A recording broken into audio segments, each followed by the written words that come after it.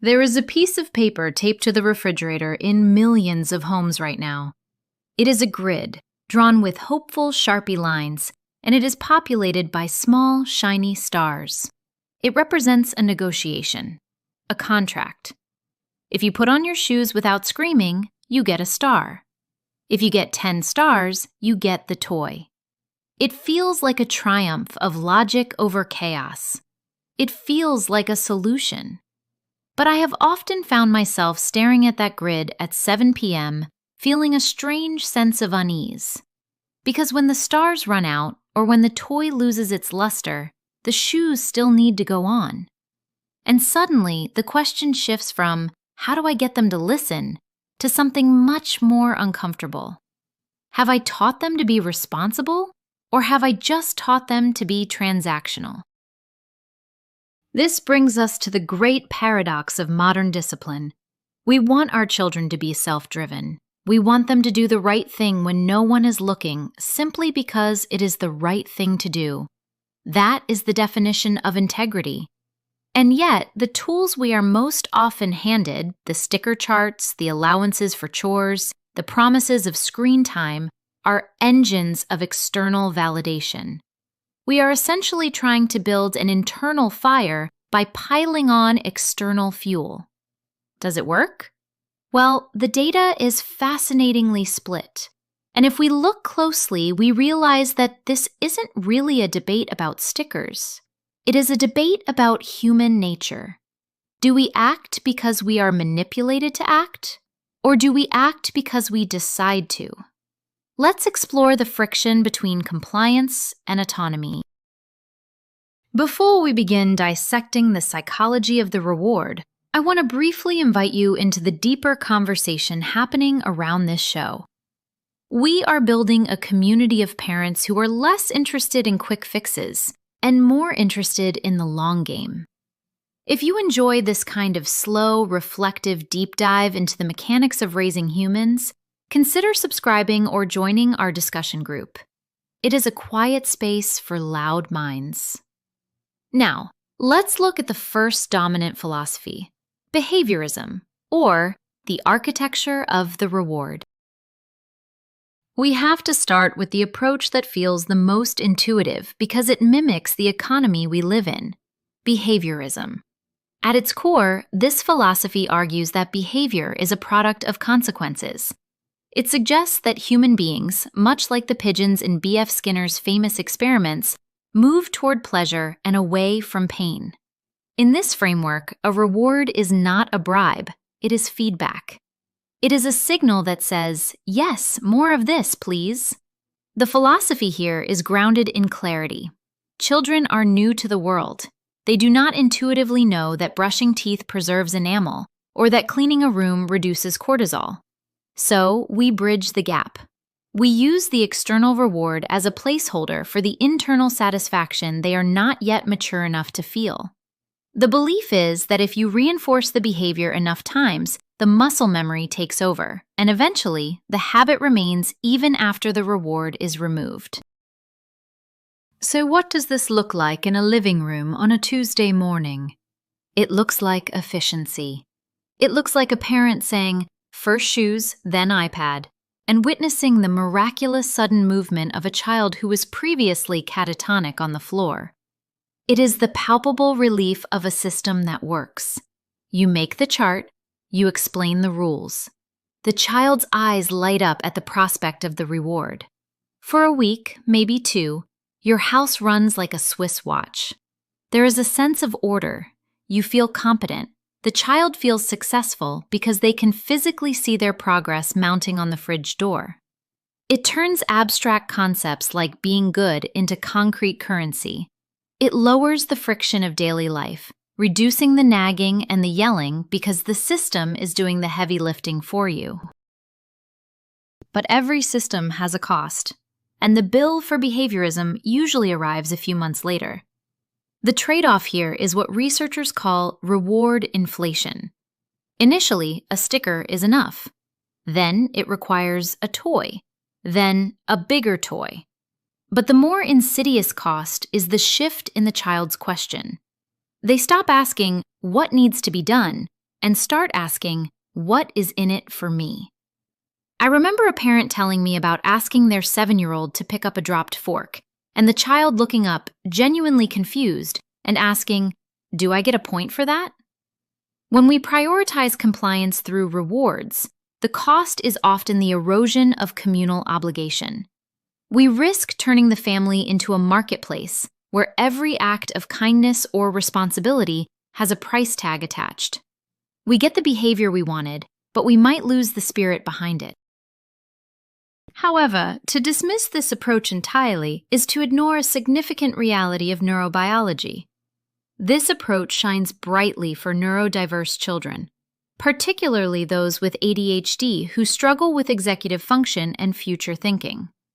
For a brain that is dopamine-starved, the abstract concept of a clean room is nice provides zero fuel. A token economy provides the immediate dopamine bridge required to initiate the task. It is also a fantastic tool for safety-critical situations or temporary habit breaking, like potty training, where the goal is purely mechanical. In these specific contexts, the external reward isn't a bribe, it's a prosthetic for executive function. It helps the brain get over the hump of initiation. But before we settle on the idea that rewards are just harmless tools, we have to look at a piece of psychological data that changed everything for me. It's called the Overjustification Effect. Researchers took children who loved drawing, children who would draw for hours just for the joy of it, and they started giving them gold stars for every drawing. After a few weeks, they stopped giving the stars, and something fascinating and slightly tragic happened. The children stopped drawing. They had taken a play activity, turned it into work by paying for it, and when the payment stopped, the interest evaporated. We have to ask ourselves, by rewarding things our children might naturally grow to like, are we accidentally extinguishing their natural flicker of interest? This leads us to the opposing philosophy, championed by thinkers like Alfie Kohn and Edward Deci, Intrinsic Motivation and Self-Determination Theory. The core belief here is that human beings are naturally curious, naturally collaborative, and naturally driven to master their environment. We don't need to be bribed to learn to walk or talk. We do it because the drive is inside us. This perspective argues that rewards are actually a form of control, no different than punishment. Do this, and I'll do that. The philosophy suggests that our job as parents isn't to motivate our children, but to stop placing obstacles in the way of their natural motivation. It posits that a child will clean their room eventually, not for a sticker, but because they will eventually value a pleasant space and respect the shared home, provided we nurture that value rather than buying their compliance. Now, let's be honest about the reality of this approach. It is messy. It is slow. If you decide to rely solely on intrinsic motivation, you have to be comfortable with the fact that your child might not choose to put on their coat when it is freezing outside. You are playing a very long game. The reality involves a lot of dialogue. It involves saying, look at how much space you have to play now that the blocks are put away, and hoping that logic lands. It means the shoes often don't get put on. It means you are often late. It looks like a lack of control to the outside observer. You are waiting for the child's internal timeline to align with societal expectations, and that gap can be excruciatingly wide on a Monday morning when the school bus is 2 minutes away. The trade-off here is high parental energy expenditure and a loss of immediate efficiency. This approach prioritizes the child's autonomy and long-term moral development, but the cost is the parent's time and patience. It requires you to be a constant emotion coach, explaining the why behind every request. You lose the shortcut. You cannot simply say, because I said so, and here is a cookie. You have to engage in the exhausting work of collaboration.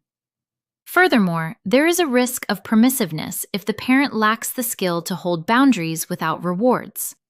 If we remove the carrot, we must replace it with strong relationship and structure. Otherwise, we just have chaos. The trade-off is sacrificing the easy yes today for the genuine yes 10 years from now. Where does this approach shine? It is unparalleled for creative endeavors, moral reasoning, and long-term character building.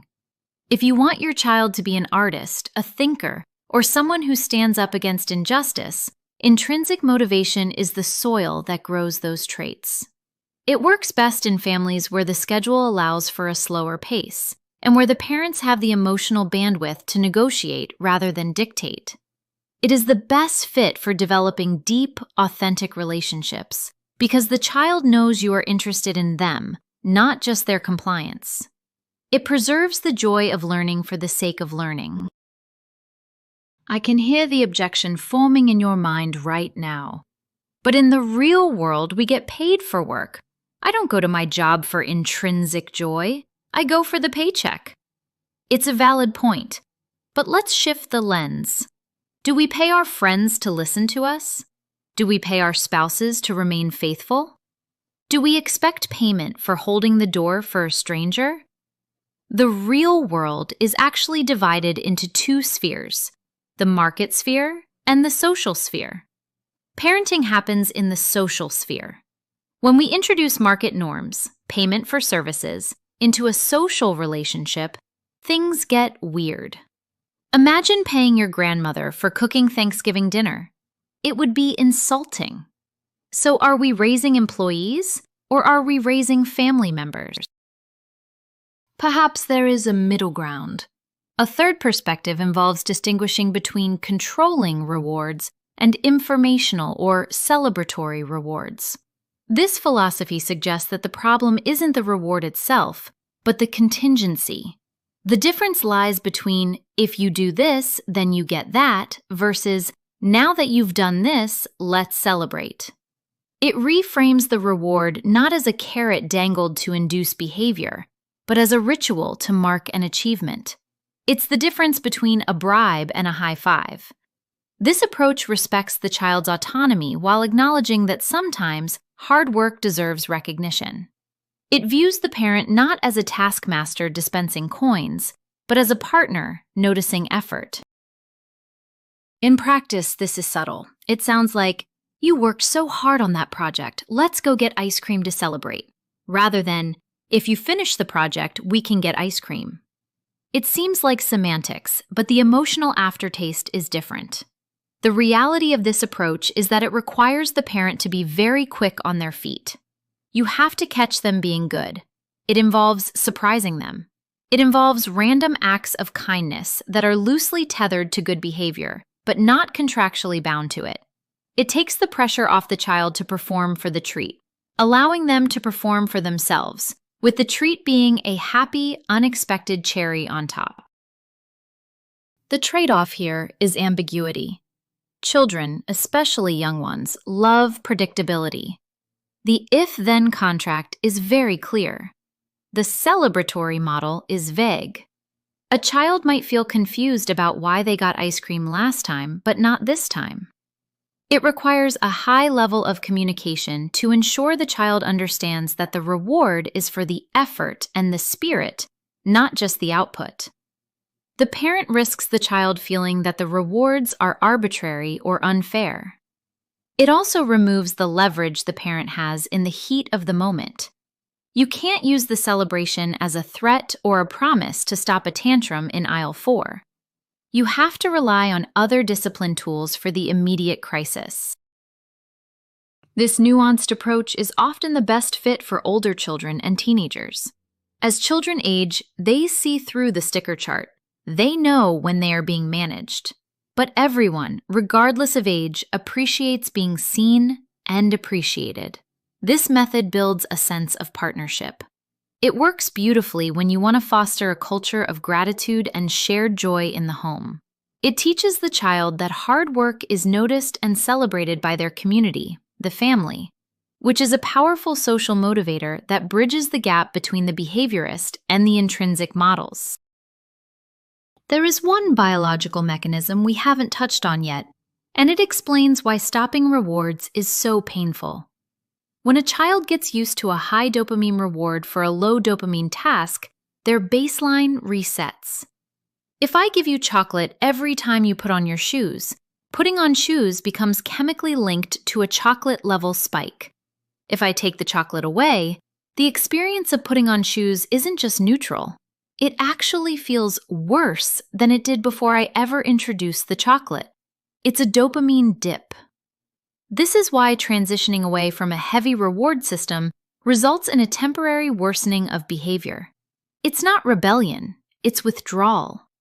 Understanding this helps us have empathy when we decide to change strategies.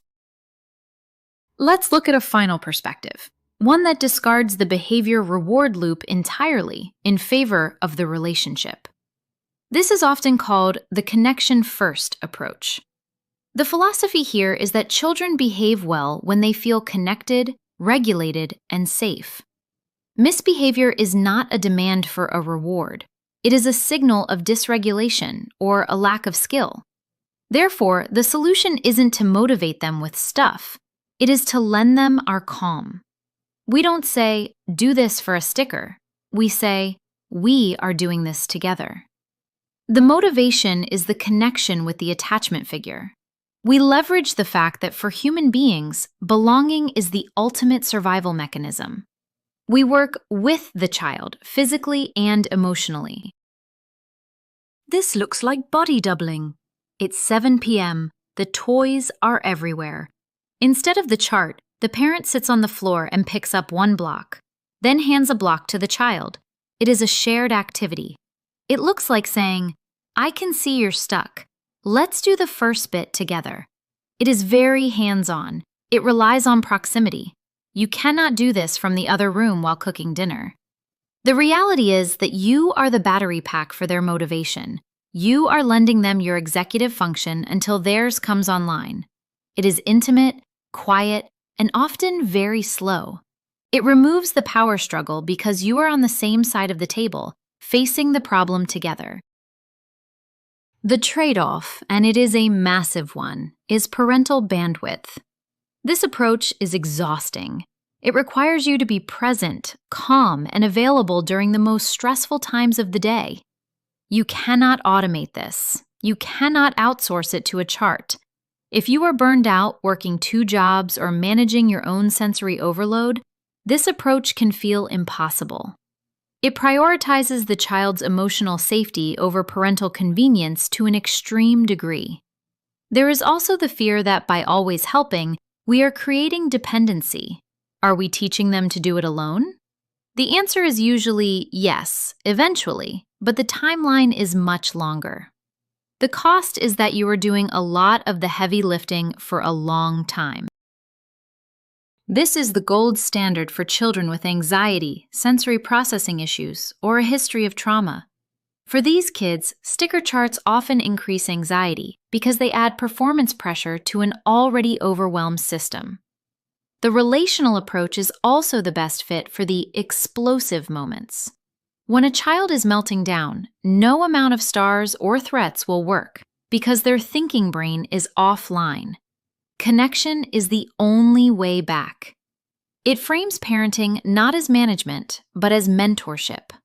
It is for the parent who wants to prioritize emotional intelligence above all else.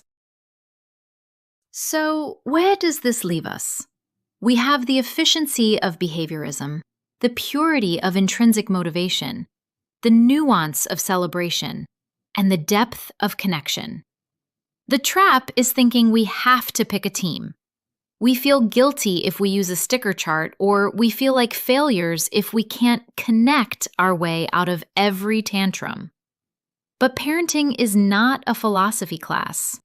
It is an improvisation. Perhaps the healthy approach is a dynamic one. We use structure and maybe even a visual chart to build a scaffold for a new habit. But we keep our eye on the goal, eventually removing the scaffold. We can celebrate efforts with ice cream without turning love into a transaction.